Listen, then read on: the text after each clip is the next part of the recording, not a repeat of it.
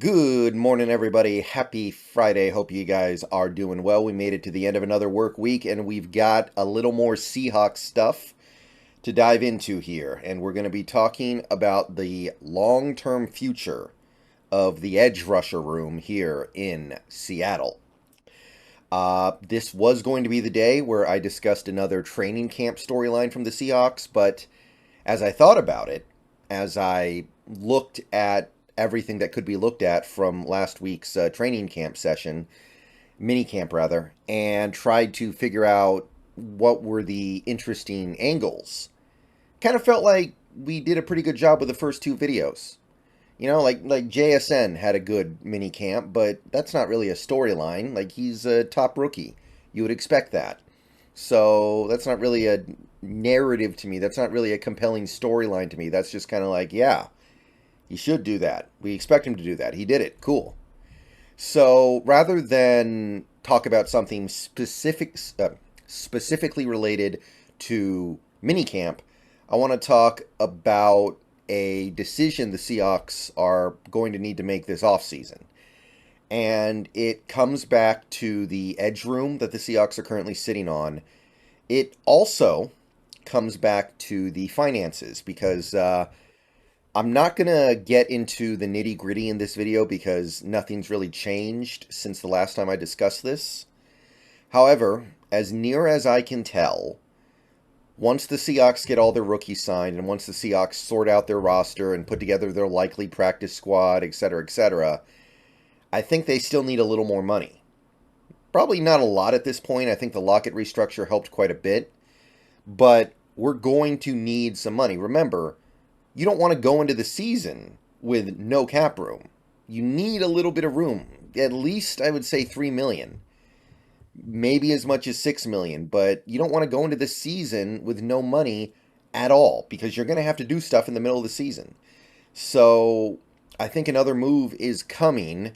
And the good news is I don't think it's going to have to be anything huge at this point. I think you'll be able to at least get under the cap with a couple of minor moves that are kind of painless. But I want to talk about the big move that a lot of people are still kind of anticipating that would, I think, make the most people happy, which is freeing up cap space by extending Uchenna Nwosu, our current number one outside linebacker slash edge rusher on the team. So I want to talk about this because I don't know if this is so clear now. So this is going to be kind of hard. This is going to be a little difficult to maneuver here. Before the draft, I thought it was a no-brainer, slam dunk home run, extend Nwosu for 3 years, at least 2 more years on top of the 1 year he has. He's young. He just had his breakout year. He proved that he's a good all-around player. He's our best, most proven edge player by far. Last year, he gave you almost 10 sacks. He was a really good player on this defense, one of our best players on D. He gave you a start in every single game. I don't think he got hurt really once all season, and he showed massive improvement over what he had done over 4 years in LA. So before the draft, this was kind of a slam dunk home run to me. You lock him up, you free up cap space, you keep one of your best defensive players around for the long term, and you just make everything look better for the long term as well. It's not just about this 1 year, it's about the future. And then the draft happened, and I think this needs to be revisited a little bit here. And I just, there's no real right answer here, not yet anyway, because we don't know what's going to happen next. But let's see if there's room for Uchenna Nwosu in the long term here. And to me, whether or not you believe that there is, kind of depends on how you feel about our young edge players. So first of all, let's just get the facts out of the way. Nwosu is on the final year of a $19 million 2-year deal that he signed last offseason. He has a cap hit of $13 million this year. And if we extend him for, I would say, at least 2 years on top of the year he has left, maybe 3, it depends on how he feels about wanting to re-enter the market when he's still in his prime. Some players value that, some players not so much. But if you extended Nwosu, you would probably get the cap hit down. You could get it as low as 7 million, I think, for that first year. Maybe even 6 million if you really wanted to. 8 million, I think, would be completely realistic. So at that point, you're saving 5 million. So extending Nwosu would free up at least, I would expect, $5 million and basically get you where you need to be under the cap for this season. So that is obviously appealing because it means you don't really have to do too much else. You don't have to worry about, okay, we need to cripple ourselves by restructuring Jamal Adams or Quandre Diggs. As for the contract, I imagine it would be at least 14 million a year, and it could go well above that. That being said, doing it now is much better than doing it next year because next year he'll be an impending free agent and he has no obligation to give you a break. Like if you extended him now, because he's in the last year of a deal that he signed last season, he's obligated to meet you halfway.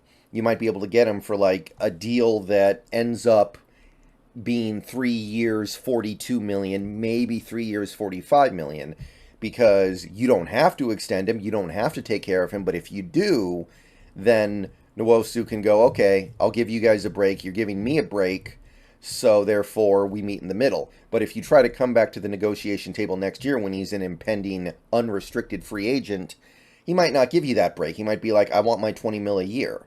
And if he has another year like he did in 2022, if he has another year where he has almost double-digit sacks, forces a few fumbles, is a good all-around defensive player, which probably would happen. I mean, he's in a contract year. There's no reason for him to just suddenly not play well.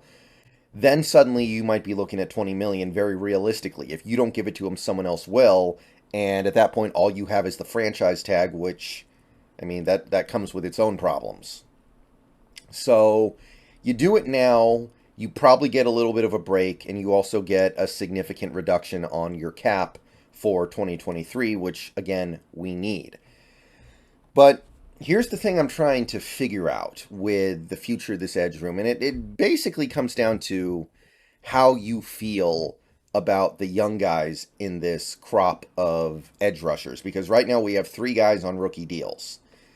You've got, let's start with Daryl Taylor here because he's the other guy in this edge crop that has actually done something in the NFL. Now, he hasn't been everything that we wanted him to be. He hasn't been an every down player at all. He hasn't been the consistent force that some of us wanted. But Daryl Taylor did put together an impressive, quote-unquote, rookie season, 6.5 sacks. And then he did build on that the following year. Yes, he has a narrow use case. He's very bad against the run. He's actually probably one of the worst edge defenders in the league against the run. But he does offer clear value as an edge rusher. And not only that, but because he missed the entirety of his rookie year, he is a restricted free agent in the upcoming offseason. So not only are you getting him for the super cheap price of call it $2.2 million in 2023, you have him restricted for 2024, meaning you can get him for another super cheap year. Whatever little you think of Daryl Taylor, he's definitely worth that price. So you've got, if you choose to enact the restricted tag on him, you are getting a very cheap, admittedly one-dimensional defender who is going to provide value beyond that monetary figure for sure. Like, you are getting a guy who is still relatively young, coming into his prime, a guy who's not necessarily defined himself completely as a player yet, and there would have to be a very good reason to not put the restricted tag on him next year. There's going to have to be a very, very compelling reason to not say, you know what? Yeah, he's flawed. Yeah, he's not everything we wanted, but he's worth the restricted tag, which is going to be, what, $4 million at most, probably a little bit less, depending on what tag you use. So, yeah. So, he's kind of embedded here, and you know what you can get out of him at the minimum. At the minimum, you're getting a talented pass rusher. Then you've got Boya Maefe, who I believe is headed towards a big 2023 season after having a pretty decent 2022. Not anything over the top, not great rushing the passer yet, but he played solidly against the run, made some key contributions, and we all knew it was going to be a little bit of a process with Boya Maefe because of his background. We knew that he didn't have a lot of experience playing football in his background before he went pro. It was just like a handful of years. So I'm expecting Maefe to make big strides forward in 2023, and he will probably, by the end of the season, be clearly worthy of a starting spot. I think it'll actually be well before the end of the season.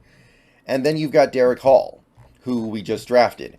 And the way he played in college and the way we drafted him, clearly we are expecting him to become a guy who, if he doesn't start, he at least plays a lot. And all three of the guys I just mentioned have something in common. They were all second-round picks. These are not fifth-round picks. These are not UDFAs. These are not randos that we just pull in out of desperation. We got these guys fully expecting them to become big participants on this defense, expecting them to become quality starters, expecting them to be impact players. So the question becomes, are you going to be able to justify giving Uchenna Nwosu significant edge money? I'm saying 14 million minimum, could be a little bit more, and if you wait until next season, it could be a lot more. But here's my overall question: do you need to wait that year so you see what you have with these young guys before you commit to an expensive veteran? Because Boya Maefe is entering the second year of a 4-year deal. Worst case scenario, he balls out. And if he balls out, is it really a worst case scenario over the next couple years? And then you extend him after year 3 to a big contract. But that means he played awesome the last 2 years. That means he was probably a Pro Bowl caliber rusher for you. And if he doesn't completely kill it and he's just good, you're getting a player on a rookie scale deal for 3 more seasons. And Derick Hall, it goes quadruple for him. He's got 3 years before he can even ask for an extension. And unless he kills it over the next 3 years, it's probably going to be a 4-year rookie scale deal for him before you even got to think about this stuff. So not only do we have a lot of young talent in our edge room, the young talent that we have are all going to be very cheap for at least another couple seasons. Taylor, 2 seasons, Maefe, 3 seasons, and Derick Hall, 4 seasons in all likelihood. Obviously, if one of them becomes a superstar, then that throws everything I just said out the door, but hey, that's a good problem to have too. And if that happens, then we probably don't need Nwosu anyway, because we have another superstar at the edge. So this is what I'm talking about when I say diminishing returns. If you're going to be having a Uchenna Nwosu here, making, like I said, at least $14 million a year, I could see it going up to like 17 potentially, depending on how a all-around edge player who's only 26 and a half years old gets valued right now, given the fact that he is kind of obligated to give you a little bit of a break because he's got a year left on his contract.